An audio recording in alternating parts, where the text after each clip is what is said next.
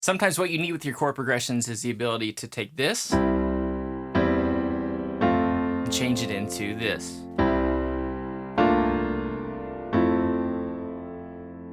So in that case, it's handy to have a few tricks in your bag, and one of those can be the 13th chord. In this video, we're going to talk about when and how to use the 13th chord to Gospelfy your progressions.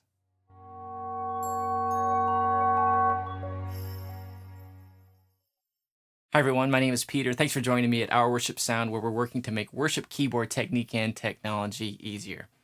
In trying to add a gospel feel to your chord progressions, this chord, the 13th chord, is really handy, and it's not really that complicated. So we're going to talk about a few different concepts. First of all, the 13th chord is what we might consider a dominant chord. And a dominant chord is one of the chords, is most simply put, we're talking about like a 5 chord or like a 5/7. So if we're in the key of C, our 5 chord would be G. If we make it a G7, that chord, what it really does is it helps to make the C, the 1 chord, really sound like home. It's got some different tensions and resolutions that happen to make that 1 chord sound like home.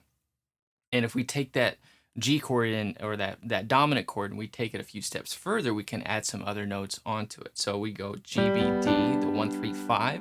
Then we add the 7th, 9th, 11th, and 13th, all of those notes. Okay. Now, so we need to know that if a chord says 13th, we're going to add not only the 13th, but the 11th and 9th and the 7th, flat 7th, or the minor 7th, so to speak. Okay. Now, this can be played more simply. If we look at it, we just take out the primary chord notes, the regular triad. If we take those out, we are left with an F major 7 chord. So if you think of a 13th chord as taking that home note, take it down a step, and then playing it as a major 7 chord, you can end up with the 13th chord. Okay, let's give you a few examples to show you what I mean. If we were to take a C13 chord, what we can do is take a full step down and build a major 7 chord off that B flat, and we end up with the C13 chord. We can think of it as B flat major 7 chord over C in the bass. Okay, so that gives us our 13th chord. Let's do one more example. Let's take A. Okay, instead of doing this, okay, we're gonna do down a step, and we'll have a G major 7 over A, and that gives us our A 13th chord. Okay, so now when can we use this in our progressions to give it more of a gospel sound? Well, first of all, if you have the 5 chord to the 1 chord, you're certainly welcome to do it there. So instead of just playing a simple G to C, we can do it as G13, or think of it as F major 7 with G in the bass with the left hand going to C. Okay. Now there's one more place where this works really well, and this has to do with the concept of secondary dominance. So just in the same way as this 5 chord sets up the 1 chord as being home, we can kind of temporarily set up other notes or other chords to sound like home. For example, if we're going to the 4 chord, which in the key of C major, the 4 chord is built on F. Okay, so if we're going from the 1 chord to the 4 chord, we can use a 13th chord to set up that 4 chord as temporarily sounding like home with a secondary dominant. So what we do is we can take a C7 chord and go to that F. Okay, the other way to think of it is we take that concept further, we could play it as a C13. And instead of playing all those notes in there, we just go to B flat major 7. We go down a step, build a major 7 chord off of it, and then we take that to the 4 chord.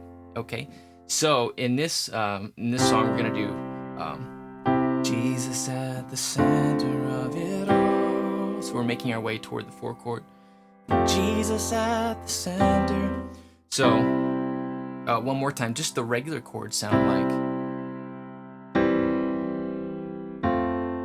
okay, pretty basic. Now we can add some gospel sound to it by instead playing this. Okay, and if we do another technique, we can make that 4 chord and F major 7 chord, and it sounds a little bit better there. So C13, and then to the 4 chord.